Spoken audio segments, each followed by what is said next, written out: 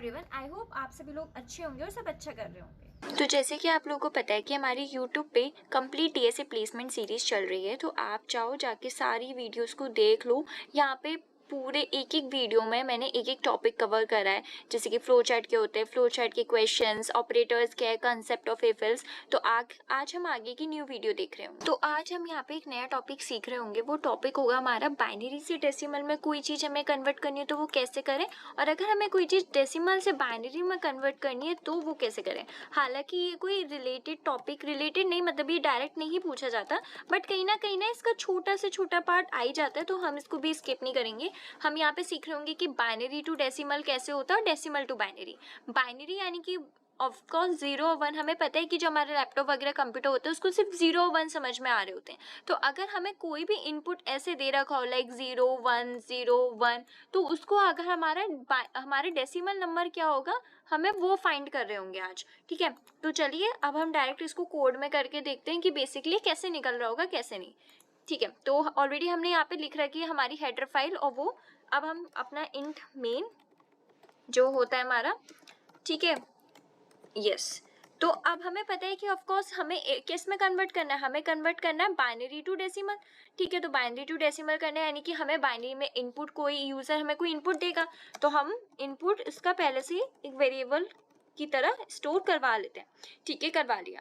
अब हमें डायरेक्ट हम ये पता है कि जैसे कोई लेट सपोज हमें यूजर ने इनपुट दिया है बाइनरी में 1 0 1, ये हमें कन्वर्ट करना है डेसिमल में। हमें पता है कि 101 किसका होता है, 101 जो आउटपुट होता है वो 5 होता है। अगर जब हम इसको कन्वर्ट करेंगे बाइनरी को डेसिमल में तो इसका आंसर 5 आएगा। तो अब हमें 101 दे रखा है, तो ऐसे ही तो होगा ना, अब यहाँ पे लूप लगेगी। ये तो नहीं होगा ना कि हम बार बार अलग अलग निकालेंगे। जब अब हमें थोड़े एडवांस्ड मेथड्स पता है तो ऑफकोर्स हम एडवांस चीज़ें यूज़ कर रहे होंगे। तो हम सबसे पहले 1 पे जाएंगे, फिर हम 0 पे जाएंगे, फिर 1 पे। तो हम यहाँ पे एक लूप लगाएंगे, वाइल लूप। हम बोलेंगे कि जब तक हमारा n यानी कि जब तक हमारे यूजर की गिवन नंबर खत्म ना हो जाए, आप जब तक ये लूप चलाते रहो। ठीक है, तो हम बोलते हैं कि वाइल जब तक कि हमारे यूजर ने जो इनपुट दिया है वो हमारा फिनिश ना हो जाए, जब तक ये लूप आपको चलानी है। ठीक है, अब आपको पता है कि हमें 101 करना है। ठीक है, तो 101 जो है इसका जब आप करोगे आपको बेसिकली क्या करोगे, इसका एक एक नंबर निकालोगे और कहीं स्टोर करवाओगे। तो आप इसको क्या करोगे, मॉड्यूल 10 से डिवाइड लगाओगे। और आपको पता है मॉड्यूल जो होता है हमारा, ये मॉड्यूल ऑपरेटर क्या करता है, ये हमारा रिमाइंडर स्टोर करवाता है, ये हमें रिमाइंडर देता है। तो हम क्या करेंगे, जो पर्टिकुलर नंबर होगा उसको 10 से डिवाइड लगा देंगे। जब भी तो हमें लास्ट डिजिट आ रही होगी 1, जब भी तो हमें पता चलेगा अच्छा ये 1 नंबर है, हमें एक एक करके डिजिट भी स्टोर करवानी होगी।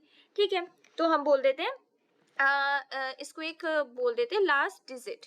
हम ऑफकोर्स लास्ट डिजिट निकलवा रहे हैं तो हम बोल देंगे कि n मॉड्यूल ऑफ 10, यानी कि क्यों मैंने बोला मॉड्यूल ऑपरेटर क्यों यूज होता है, जिससे वो हमारा रिमाइंडर दे पाए। और हम 10 से क्यों कर रहे हैं, क्योंकि हमें बेसिकली एक एक डिजिट चाहिए ना, तो हमें पहले ये डिजिट चाहिए होगी, फिर ये डिजिट चाहिए होगी, फिर ये। तो हम सबसे पहले स्टार्टिंग कहाँ से कर रहे हैं, लास्ट डिजिट से। तो हमने जब करा, हमने ये 101 का जब हम 10 से डिवाइड करेंगे तो क्या होगा, हमारा 1 निकल के आ जाएगा, तो क्या बचेगा, 10 बचेगा। जब आप 10 का 10 से डिवाइड करोगे तो अब आपका क्या बच के आ जाएगा, अब 0 आ जाएगा। फिर आप करोगे फिर 1, तो बेसिकली वही तो चीज़ आ गई आपकी 101। हमें एक एक करके तो करेंगे, तो हमने इसलिए लूप चलाया था। अब हमने लास्ट डिजिट निकाल ली।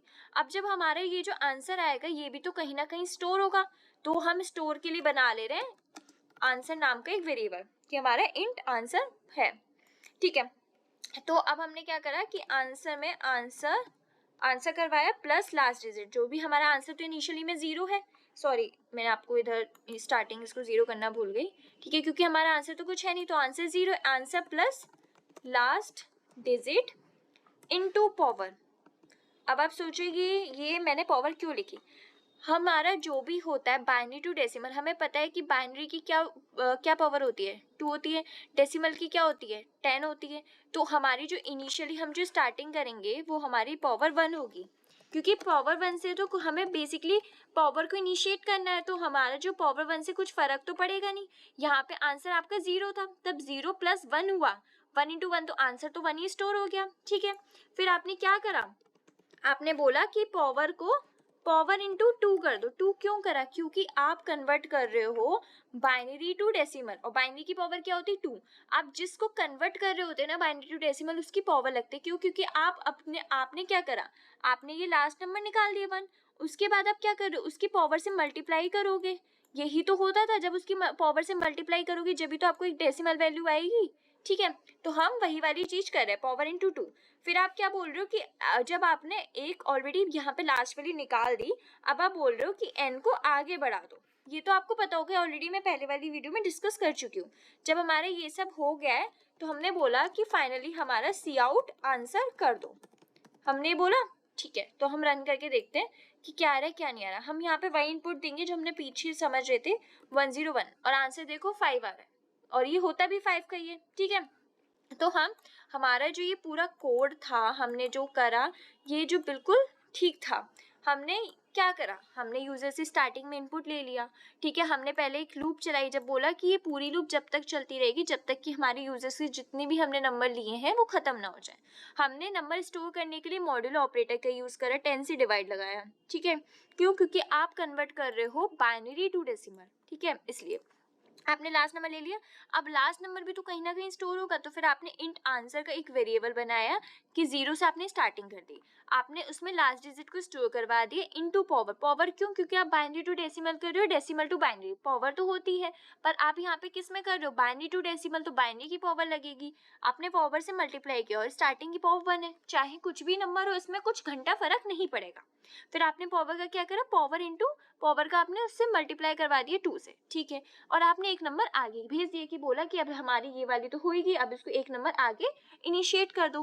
फिर लास्ट में आपने सी आउट करवा दिया उसका आंसर, और आपकी वैल्यू आ गई। आई होप सो आपको ये वाला कोड समझ में आ गया होगा कि कैसे हुआ है कैसे नहीं हुआ है। ठीक है, अब हम चलते हैं नेक्स्ट उसमें, जिसमें हमें करना है डेसिमल टू बाइनरी। इसका जस्ट अपोजिट है, कुछ भी नहीं है। हम ये एक काम करते हैं कि हम इतना पार्ट कट कर देते हैं बस। इसमें भी क्या होगा, एक यूजर हमें इनपुट दे रहा होगा n नाम से। ठीक है, फिर आप क्या कर रहे हो, उसकी स्टार्टिंग आप आंसर की इनिशियली 0 से करोगे, क्योंकि आप जब लास्ट में कुछ भी नंबर निकालोगे कहीं तो स्टोर करोगे ना। तो आप इतना समझ लो, पहले आपने सिर्फ क्या करा, आपने एक यूजर से इनपुट ले लिया, फिर आपने लूप चला दी कि लूप हमने इसलिए चलाई जितने यूजर ने इनपुट दिया कुछ ना कुछ तो हमें एक एक करके, जब तक उसके वैल्यू खत्म ना हो जाए नंबर, ये जब तक चलती रहेगी। हमने बोला ठीक है, अब हमने बोला कि अब हमें लास्ट डिजिट निकालनी है। हमने बोला कि हम int digit is equal to n module 2। अब इधर मैंने 2 क्यों करा, उधर मैंने 10 करा था। क्यों?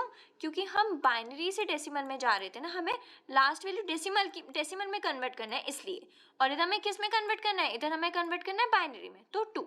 तो हमने क्या करा, उसकी डिवीजन मॉड्यूल से, मॉड्यूल ऑपरेटर क्या करता है, वही रिमाइंडर करवाता है, रिमाइंडर देता है, तो हमने इसको 2 से करवा दिया, वो मॉड्यूल ऑपरेटर का यूज कर दिया।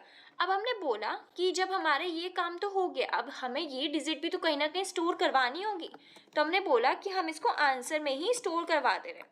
आंसर हमारी जो स्टार्टिंग थी आंसर 0 की थी, तो 0 से तो कुछ फर्क पड़ेगा ही नहीं। अब जो आंसर होगा उसमें आपका डिजिट स्टोर होगा इनटू पावर।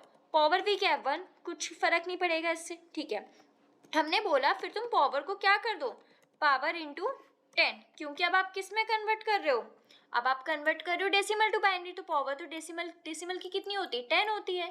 ठीक है, हमने बोला चलो ठीक है। अब हमने बोला जब आपने ऑलरेडी क्लास नंबर निकाल दिया है, अब आपको एन अपडेट भी तो करना पड़ेगा, तो हमने बोला हमने एन को अपडेट कर दिया। ठीक है, अब हम इसको रन करके देते हैं। बिल्कुल सिमिलर कोड है, बस आपको डेसिमल टू बाइनरी और बाइनरी टू डेसिमल याद रखना है। अब हमने आउटपुट में भेजा 11, तो आंसर हमारा क्या रहा, 1011। तो आई होप सो आपको अभी ये कोड समझ में आ गया होगा कि बेसिकली हमने जो करा है binary to decimal, decimal to binary, वो आपको अच्छे से क्लियर हो गया होगा। ठीक है, तो अब हमने आज के में हम सिर्फ इतना ही देखेंगे कि बाइनरी टू डेसिमल कोड कैसे होता है, डेसिमल टू बाइनरी। हालांकि ये इतना नहीं पूछा जाता, बस हम इसको इसलिए कर रहे हैं क्योंकि जिससे ना हमारी नॉलेज अच्छे से खुल जाए। ठीक है, तो आज हमने ये दोनों कर लिए।